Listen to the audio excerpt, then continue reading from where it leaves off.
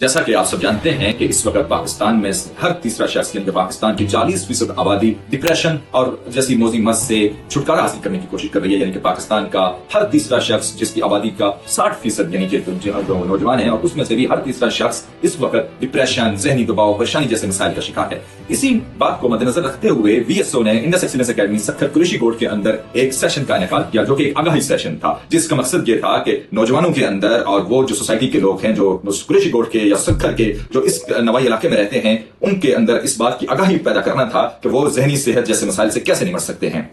اس session کی نظامت کے جو فرائض تھے وہ سر انجام دیے توفیق احمد منگڑیوں نے، جو ایک نوجوان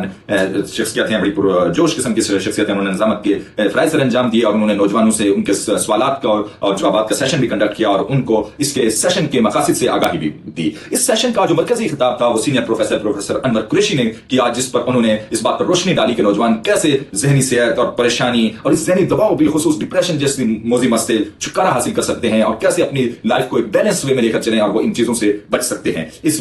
چونکہ یہ وی ایس او کے پاکستان کے زیر اہتمام تھا اور اس کے اندر نوید رشید اور جیسے سینئر لوگوں نے بھی اس کے جو منتظمین تھے ان کو بھی شامل تھے، اور آخر میں انڈس ایکسیلنس اکیڈمی کی انتظامیہ نے وی ایس او پاکستان کا شکریہ بھی ادا کیا. اور اس سیشن کے اندر سماجی جو کارکنان ہیں انہوں نے بڑی تعداد میں شرکت کی اور وہاں کے جو مقامی لوگ ہیں بالخصوص نوجوانوں نے اس میں بہت زیادہ انٹرسٹ شو کیا اور انہوں نے شرکت کی اور اپنے آپ کو آگاہ کیا کہ کس طرح سے وہ